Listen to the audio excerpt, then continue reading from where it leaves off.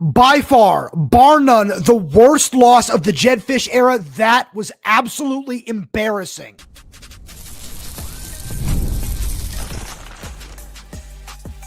You are Locked On Huskies, your daily podcast on the Washington Huskies, part of the Locked On Podcast Network, your team every day. Welcome back into another edition of the Locked On Huskies podcast. I'm Roman Tomashoff. That's Lars Hanson. He writes with me over at Huskies Wire. Thank you for making this your first watch or first listen of the day, as we are part of the Locked On Podcast Network, your team every day. And just a quick reminder to all you everydayers out there, wherever you're getting this podcast, YouTube, Spotify, Apple Music, Amazon Music, wherever that might be, make sure to click that subscribe button, click that little bell as well, so never miss when we post a new show. Plus, if you're on the audio only side of things, please make sure to leave us a 5-star review, as it does help the show out a lot. Now, Lars, we have not a fun show coming at all the everydayers out there today. A very unfun show. We got to talk about where Washington goes from here in this disgusting, horrendous 13-10 loss to Wisconsin. We got to talk about the injuries because they are really concerning and they are everywhere. But this is, again, without a doubt, the most embarrassing loss of Jedd Fisch's, albeit brief, tenure at Washington. But this is like, even Jimmy Lake losses didn't feel this bad. I mean, the only one that I think gets worse is the Montana game. It's kind of on par with that, just from a perspective of you're a double-digit favorite going into the game, even though the line dropped to 10.5. You had every double digits, yeah. No, I'm saying you were still a double-digit favorite, so you should at least win the game, even if you win by 3, by 5, by 7, whatever. You could. Wisconsin can cover. You still need to win this game. Wisconsin completed their first pass with 31 seconds left in the first half. Wisconsin's leading passer was their punter. Their punter had more yards than all 3 of their quarterbacks combined.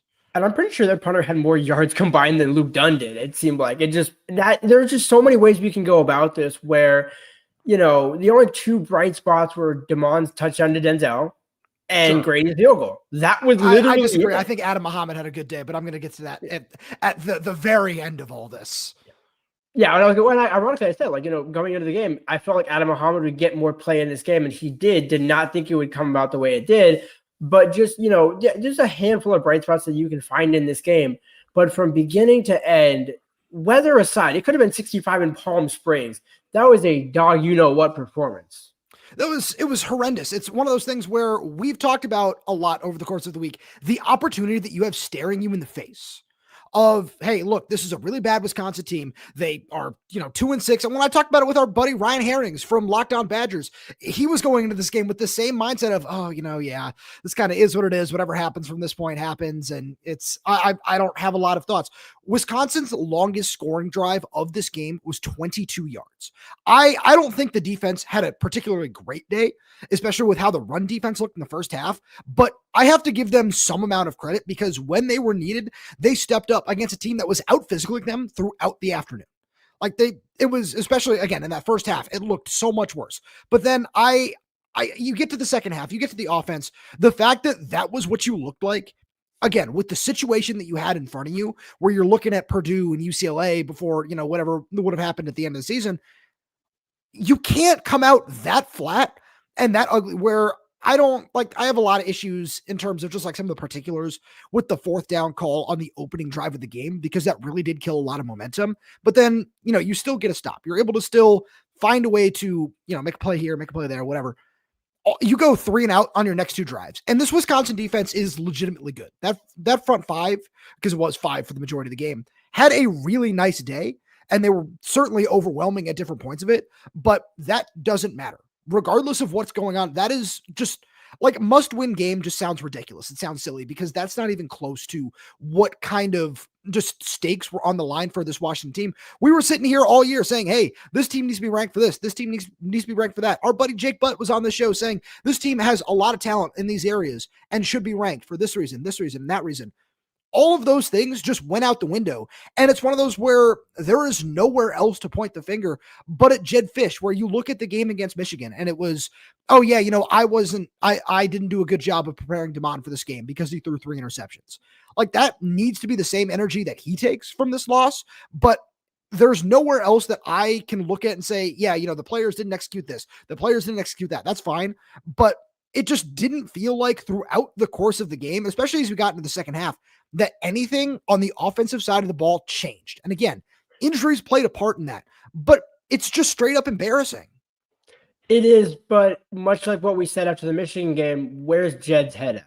It just really, like, there's no innovation. There's no, for everything that he sells with his time in the NFL, doing this, that, being, this offensive genius, there was somebody who, I'll just put it this way, has spent a lot of personnel time in the SEC. And I think I've told you this before, where Jedd thinks he's the smartest guy in the room, and he'll tell you to, but he's not actually the smartest guy in the room.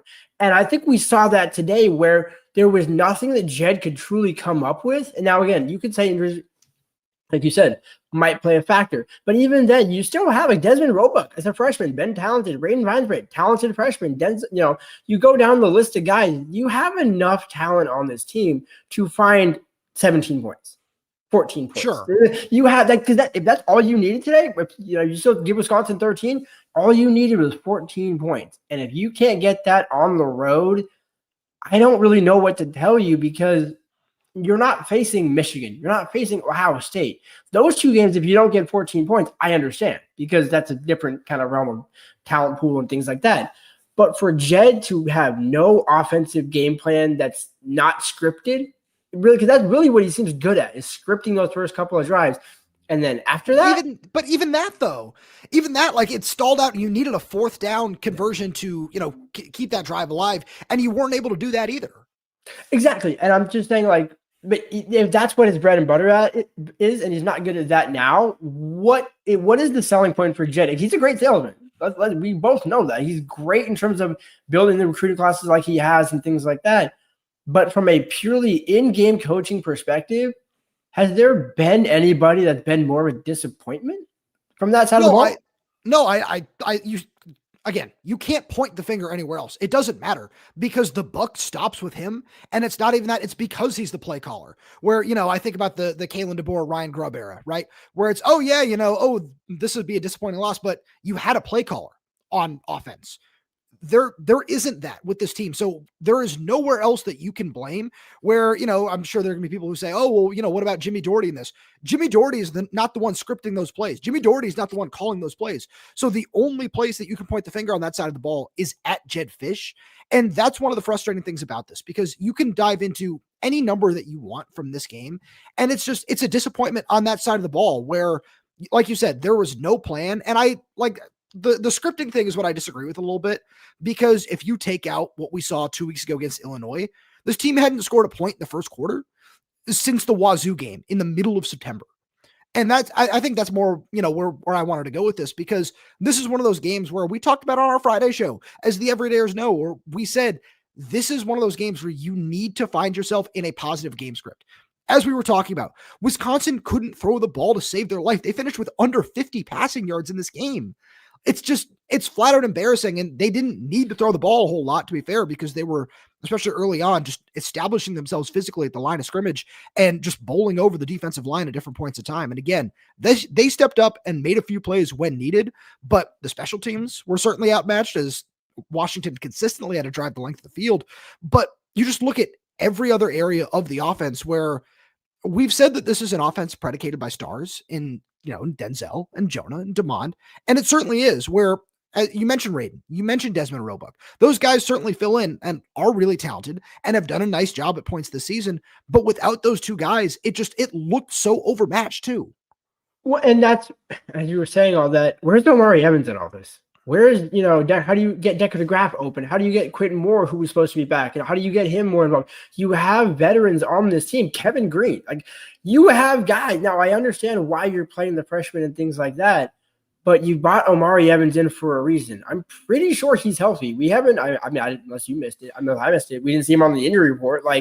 To me, you brought him in for a reason to do what job, other than to, I guess, be a veteran who helps out at practice. But this is one of those things, though, right? Where it's not even just a playing freshman thing.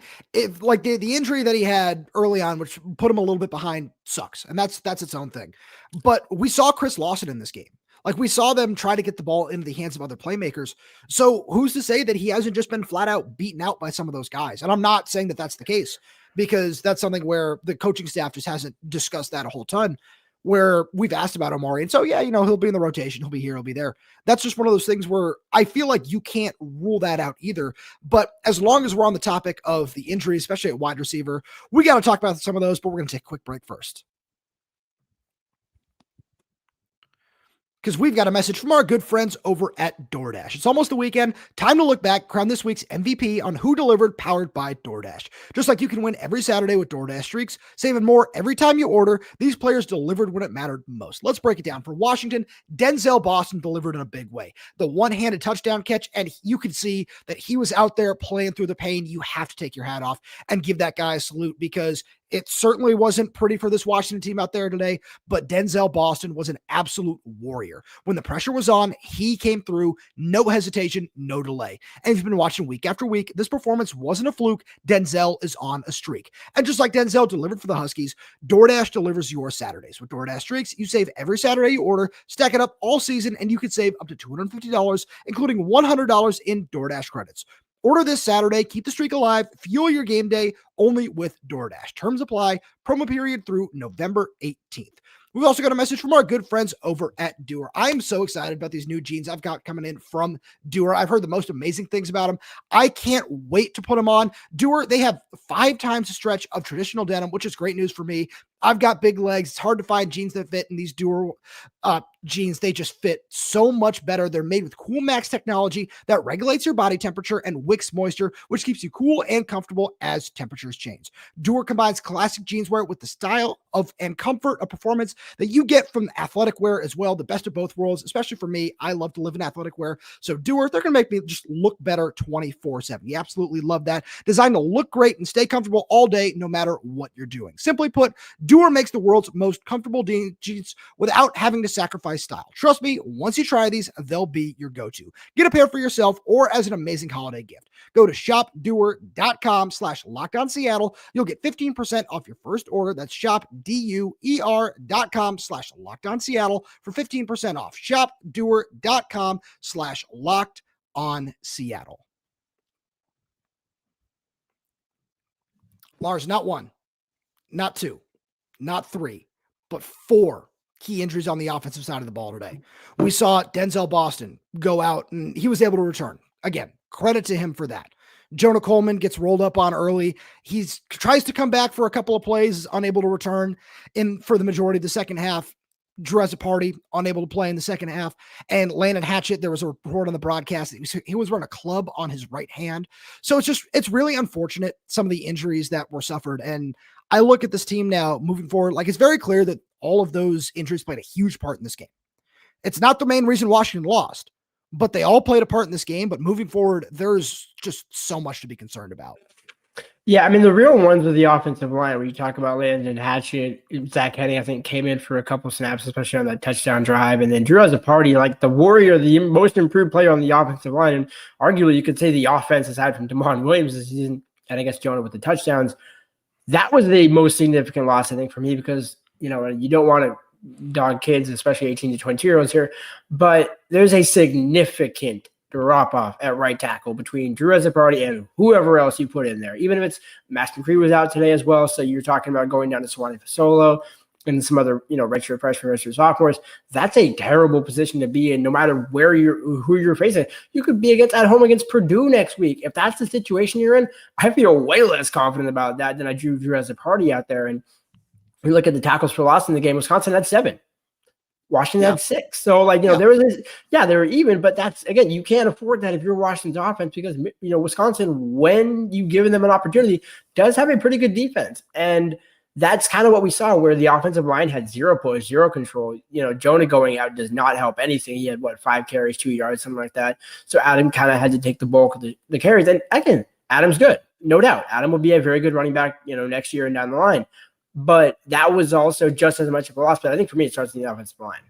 No, it definitely does. And that's where that's the position where you look at the recruiting, especially you look at this class where we've talked a lot about 5-star offensive tackle Cody Green coming in, probably needing to have some kind of role right away. This is why, where it's not just at right tackle. You look at center with Landen Hatchett, where I think Zach Henning did an admirable job today. There were a couple of low snaps in there, but in that situation with the weather being what it was, for him to step in like that, it's a solid enough performance. But again, in a game like this, it shouldn't matter. You should still be able to find a way to win that game. But there are just so many other factors where I look at just the way that Mason Post, he played a tremendous game. Shout out to him. Somebody I really wanted Washington to go after on the recruiting trail, and the coaching change didn't help with that at all. But that's one of those guys where he stepped up and he played a tremendous game. And you couldn't find a way to get away from him. You couldn't find a way to just scheme the other way, because their freshman linebacker had a really nice day as well. But there were so many other little factors without Landen, without Azzopardi, without Jonah Coleman, where it wasn't enough in this game. And it's unfortunate for sure.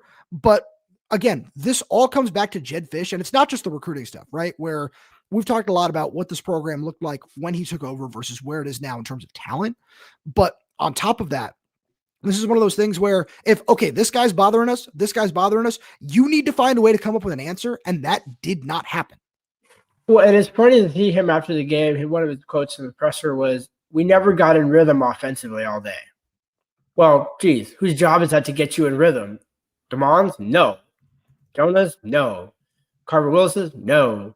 Denzel Boston? No. Like, we go down the list of guys, it starts and ends with Jedd Fisch. And to me, how do you not, 9 games into the season, know how to get the offense in rhythm with who DeMond is? I saw people asking, why, no deep shots or no passes beyond, like 20, 25 yards, something like that. Go look at the numbers. Washington hasn't done that all year. DeMond's worst percentage completion-wise is deep shots. Now, it's not because he's not a good deep ball thrower. We both know he is. But the way this offense is run and designed by Jedd Fisch, everything is behind the line of scrimmage, at the line of scrimmage, or within 7 yards of the line of scrimmage.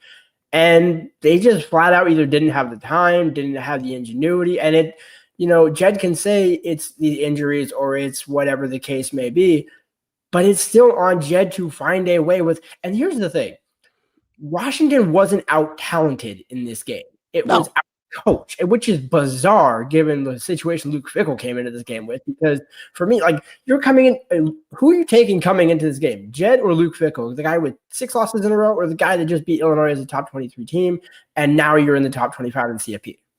So I see where you're going with that, but it's one of those things where, again, it all starts up front. It all starts in the trenches, and that's the most important thing when we talk about not just the injuries on the offensive line, but what that needs to continue looking like going forward. This Wisconsin defense is not a bad unit. It's not. The numbers might reflect, certain things where, especially you look at the Ohio State game, you look at the Iowa game, but the offense had been so abysmal that it just made some of those numbers look a little bit worse. And I think that's something that needs to be taken into context with this. No, I agree. It's just funny to think Iowa had 37 points. I agree. Yeah. That just blows my mind. Like, we're going to look back on this one way or another at the end of the season about what happens with Jedd Fisch and say, Iowa scored twice, if not 3 times as many points as you did. Now, yeah, I was on the road, sure, but Iowa is not the barn burner offense that we've come to know and love. But I think the reason what sets them apart, physicality. Washington did not have any physicality under Jedd Fisch. No, I don't think it's that they just straight up don't under Jedd Fisch, but that's one of those things where you need to continue recruiting at a much higher level. Like, it's something we've talked about a lot on this show, especially as it pertains to the defensive line. But I look at the offensive line, and you're starting to get there, right? I'm not going to sit here and tell you that the offensive line is just straight up not physical. When you look at what Drew has been this season and how he's been resurgent, especially, when Landen has been in there and healthy, he's been better. Carver Willis has been awesome. He's been an awesome addition. And then John Mills. I'm not going to sit here and say that guy's not physical either, but it's one of those things where as these injuries did start to pile up today, your point is valid that it wasn't as physical. It wasn't as good. And that's what I'm saying is moving forward, you need to find a way to continue to recruit at a high level. And you look at the offensive linemen that this coaching staff has committed right now. Those dudes are adding the size and strength and athleticism necessary to continue to add to that physicality. It's going to be a much deeper unit. And I feel like we still need to see more of Paki Finau. It looked like he got a shot on some of those last couple of drives at right tackle just to see if there's a spot for him moving forward, which is great. But it's clear that it's still not enough. It is, but isn't that also kind of a concern? We're 21, 22 months into this. You haven't gotten Solani Fasolo, the guys behind these starters, because you're absolutely, the starters are great. The starting 5, if you go left or right and they're all healthy, yeah, you'll take them against most teams. But the difference, like I said, with Iowa and other teams in the Big Ten is you could replace some of those guys. You can have somebody come in behind them, and they are, I'm not saying just as talented, but the physicality doesn't drop off where you don't see, oh wow, we're going from 6'6", 325 Sure, no, John Mills to 6'2", 250. Like there's a significant drop there. And I'm not saying whoever that was is actually the measurables there. My point is just that's what it seems like when you have the starters versus whoever else. No, I agree with that. But that's kind of what I'm saying when it comes to recruiting is as you continue to retool this position. And it just, that's the one position, or I'd say the defensive line is a very close second in that. That's the one position where it's not just a quick switch flip kind of thing, where it does take a little bit more time. And there are certainly things to be said of, yeah, you hope Sewanee is a little bit further along in his progression at this point in time. But it's also one of the reasons that you brought in a guy like Jack Schaefer, who I'm really interested in. You look at guys like Justin Hilkema and Davi Boyajian and just kind of where they are and moving forward over these last couple of games. I'm curious if just things might change in practice and you might see these guys start to take a little bit more reps and maybe at some different positions. It's not the easiest thing in the world for sure, but that's one of those things where if these injuries do wind up being longer term deals, because we have no idea right now as we sit here recording at 5:50 p.m. on Saturday following the game. So things could certainly change, but that's one of those things where as you continue to move forward, like you have to find ways to do that. And that's just something where you lost how many offensive linemen after Kalen left? 9, 10. This is not an excuse. None of this is an excuse, but that is just so hard to rebuild, especially when we look at where this group was sitting last year. Like it was still bad. It was worse than it was right now. That just takes so much time because that is the position that takes the longest to just get comfortable physically is the best way to say it. Yeah, well, I think on that point, you're not wrong about the departures after Kalen, but how many offensive linemen followed Jedd from Arizona to Washington, and how many of those guys are still here? No, I agree with that. Yeah, none. None of them did. Like Michael Watkins did, but then he's, I think, at San Diego State now, and, you look at Wendell Moy. Like, that's a guy where, hey, if he's at left guard, maybe, John Mills goes to right guard. My point is, that position has not been a true strength of Jedd's since he has. Quarterback is great. Receiver's great. Running back's great. All that is great. But everything starts from the trenches in the Big Ten. I'm just not sure if Jedd Fisch is a Big Ten coach. Like, that's just where I wonder because he's addressing it now, but year 3 really becomes year 4 and 5 because, like you said, it takes time for those guys to develop. Even John Mills has been good this season, but sophomore and junior year, John Mills will be so much better, and that's when you'll truly see the fruits of that labor. Well, that leads us perfectly into our final point of where does Washington go from here? And we'll get to that right after a message from our good friends over at Supply House. When the opening whistle blows on a new repair, get your crew moving forward with Supply House. Order today and see parts on your doorstep tomorrow. Over 280,000 plumbing, HVAC, and electrical items from the most trusted brands in the business. Their real-time inventory and honest lead times keep you from fronting projects, while the industry-leading customer service always has your blind side covered. Need parts fast for a project? Supply House has next-day delivery. Talk about a game changer. The part finder tools and 3D schematics can save you hours on jobs where every detail matters. Join the free Trade Master program today and score serious perks like priority shipping, lower prices, and a dedicated support line. Visit supplyhouse.com to sign up for free and use promo code SHCollege5 for 5% off your first order. That's supplyhouse.com. Real people, real service. So, Lars, I think you make a lot of valid points when you're talking about the offensive line and the fact that it's still not acceptable. It's not good enough. You don't want to see this become, a 4 or 5 year rebuild, right? I think that's completely fair. But this is one of those things where I look at where this group can be in another year. And I'm not trying to say that it's about patience, right? Because we were sitting on the show all week long saying you have college football playoff aspirations and you had an opportunity to do good on those today and move forward, and you didn't. And you're not going to sniff the college football playoff rankings for the rest of the year. You're not going to sniff the top 25. You're not going to sniff the coaches poll. All of that is gone. It's out the window. Goodbye. But I look at just kind of what this team and what this coaching staff more so needs to do in order to, as you said, be more of a Big Ten coach. You need to continue to realize that and understand that. And I think that I fully do believe that Jedd Fisch does. I'm trying to figure out the best way to put this. Believes that he can recruit the offensive and defensive lines better. I think he didn't realize how truly hard it is in the Big Ten. And that's its own problem. And that is a very big problem because there is no harder position to recruit right now than on the defensive line. And I think these big time offensive linemen that can play early are not too far behind that because that's very, very rare. And I look at a guy like Chantilly, who you still have waiting in the wings as well, right? That's a guy who, when we saw him during spring camp and fall camp, this guy is very clearly super talented, really physical, an exciting prospect to watch, but it's very clear that there's still some development left to do as a pass protector. And in Jedd Fisch's offense in particular, that's something that I think does require a little patience. I'm not saying that anything you're saying is wrong, because it's certainly not. But that's something that requires a little bit of patience. And I look at just kind of where this unit can go. I still think there's a lot of really nice young pieces on this unit moving forward. It's still just really frustrating because that doesn't matter right now. None of that matters because you had this opportunity and you let it slip away, partially due to your depth. But that was always the one thing that you and I would sit up here and say when it was, yeah, it's great this team is here. It's great this team is ranked. You need to enjoy it. And you need to have these high expectations for this program because that's what it's all about.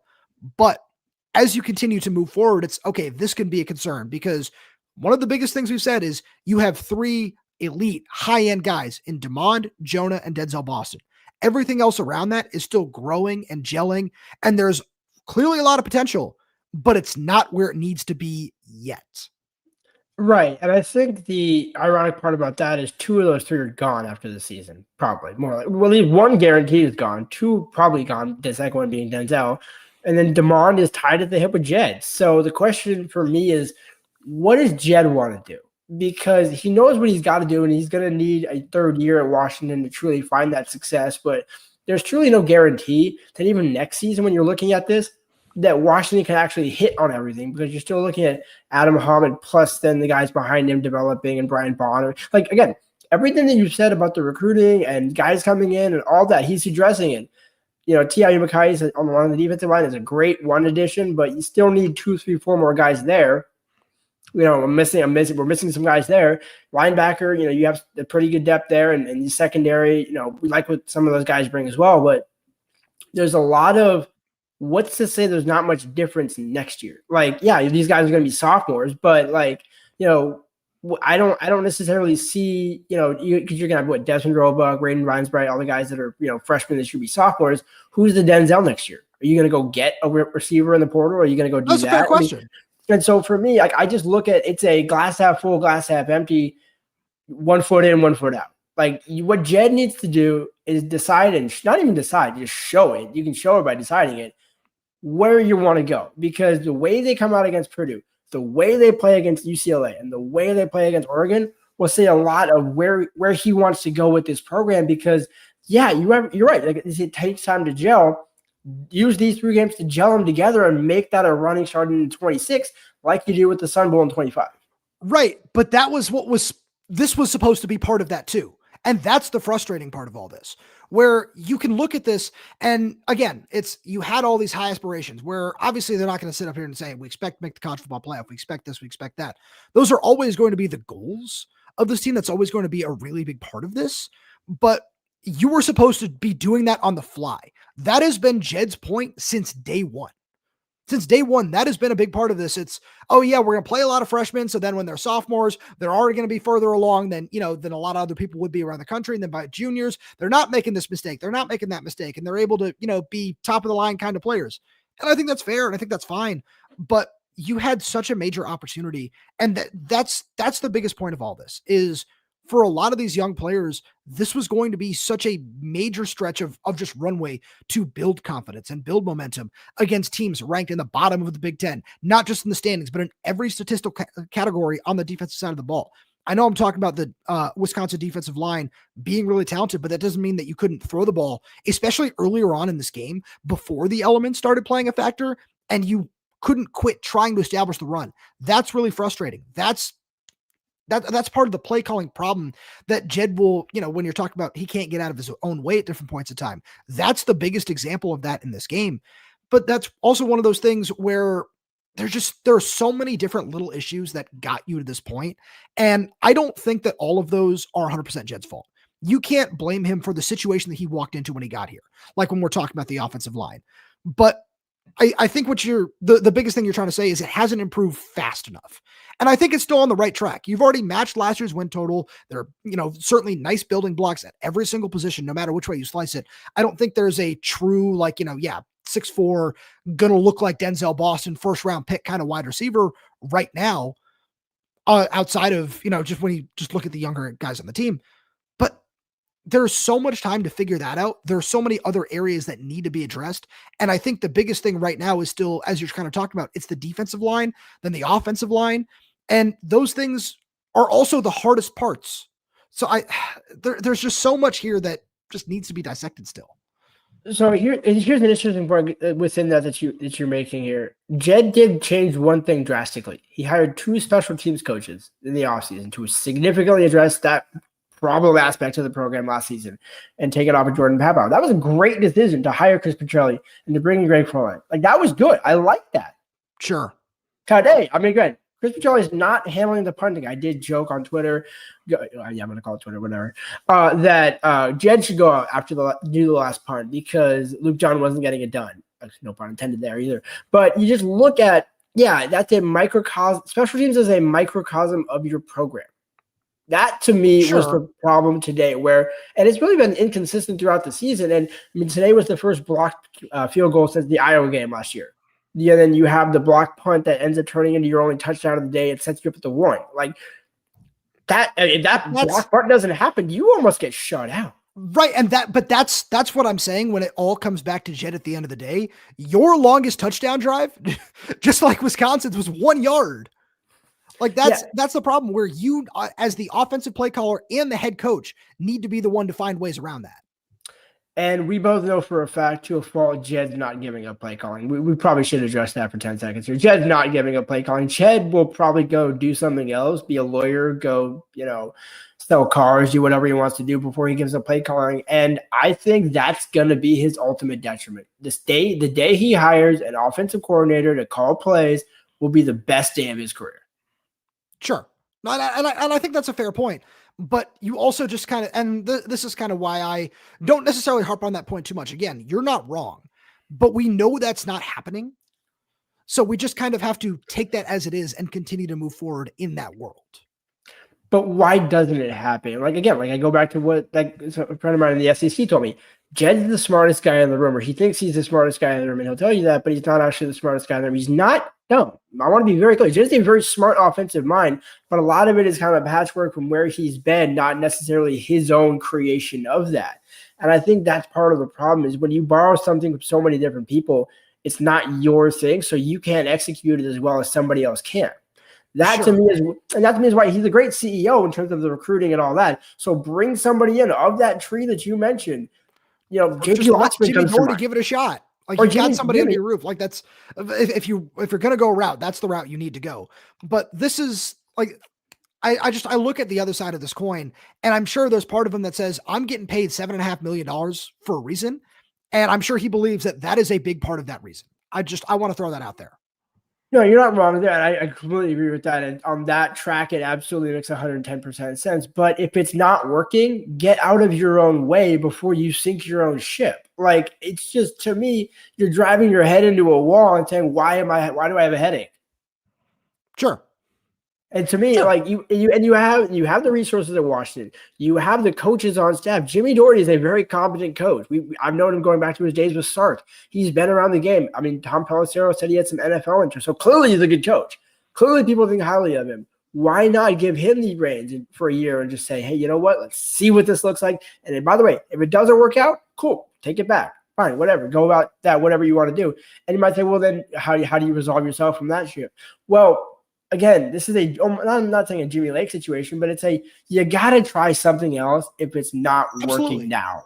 No, I agree with that. But that's the thing that I don't think has become clear yet, is that it's not working, right? Where you see the improvements at Arizona from 1-11 to 10-2, like that's something that I think is going to be held on to, where you and I have said this as well, where what last year at Washington was such a you like to say foundational year to rebuild everything. This is the year where you wanted to see that step forward. And to this point we had, but this is such a major step back that it's really embarrassing. And the look in the mirror, everything you're talking about is certainly absolutely dead on. It's just frustrating that you're certainly not going to see that. And I'm sure there are a lot of questions as to why that I don't think anybody's ever really going to get an answer to. No, and that's the thing. And we don't even have to get an answer from Jedd at the podium. We just have to get it on the field. We have to see the changes made and the the fruit of what we're looking for come to fruition on the field more so than anything. Where if we see this, some elements be different, where the special teams does actually get addressed fully, players are not making the same mistakes. I mean, again, you put on Twitter today, how many penalties did they have? 8 for 16? Like, yeah. Again, like when you have one good game, when you get like 2 or 3, and then we're back to the same, 7+, 6+. And I'm not saying penalties played a role today again, but they kind of did when you look at some of those. They absolutely did. But I'm not saying if you put that at the top of the list, like penalties are not at the top of the list, but they're up in the top 5. And what has been a staple of Jedd Fisch's teams through in and throughout? I did a deep dive and went through from 21 to 25. How much penalties per game for Jedd? In 218, you just throw a dartboard, you're getting 5, 6, 7 per game. There was only I think 7 where they had less than 3. Sure, that's a problem. I think that in and of itself is just such a massive problem that we certainly like to touch on. It's certainly way more prevalent after losses than it is wins. And I think that's the most frustrating thing is that one in particular has not changed in any way, shape, or form, because there are ways that you can chalk it up to a young team, to this, to that, whatever. But it doesn't matter because they're not getting better. We're back-to-back false starts after the intentional grounding today. Makes it 3rd and 30 at one point. That's absolutely ridiculous. Like there are a couple where like Carver Willis is someone where you can ask him about that unsportsmanlike conduct penalty, and he would be the first person to tell you that was a huge mistake on my part. I can't do anything like that for sure. That's one thing, but all of the procedural errors, all of these other things that happen week after week after week after week after week, as we're talking about with you can't point the finger anywhere else, I think that is probably the biggest thing because it just shows signs of an undisciplined team. And in losses like this, where the Ohio State loss is one thing, right? This is a situation where it's just such an ugly and embarrassing and frustrating loss, no matter which way you slice it, that it almost feels like just a microcosm of the overall just theme of the day, I would say. Yeah, and during the Michigan loss as well, where that was an ugly loss for a different reason. Absolutely. On a sunny day in Ann Arbor. So sunny day in Seattle, sunny day in Ann Arbor, rainy, soaked, wet. It's almost like the Washington State, years of old when you go into Pullman in November. That's what it kind of felt like at Camp Randall. But to me, none of that should matter. Jedd will be the first one to tell you weather doesn't matter, time of the kickoff doesn't matter, this, that doesn't matter. Cool. What does matter, Jedd? You, my guy. No. This, and look, we should end on this note. You said it perfectly. At the end of the day, nothing else matters except the fact that off a bye week to play the worst team in the Big Ten, who were scoring 5.4 points per game and had no drive longer than 22 yards that scored points today, you weren't ready in any way, shape, or form. And that is just absolutely embarrassing. It's unacceptable. And it's going to be a long final month of the season. Lars, as always, thank you so much for being here. Thank you to all you everydayers out there for tuning in. We really do appreciate it. You like what we have to offer. Please make sure to subscribe wherever you get your podcasts, whether that's YouTube, Spotify, Apple Music, Amazon Music. We're there. We're everywhere. We're updating this channel with new content every single day. So please make sure you click that like button, click that little bell so you don't miss when we post a new show. Plus, if you have any questions, comments, concerns, drop them right down below in the comment section, and also just all the venting from everything today. Please feel free to drop it down below. Thank you so much for tuning in. And also, if you're on the audio only side of things, please make sure to leave us a 5-star review. It does help us out a lot, and we'll talk to you on Monday.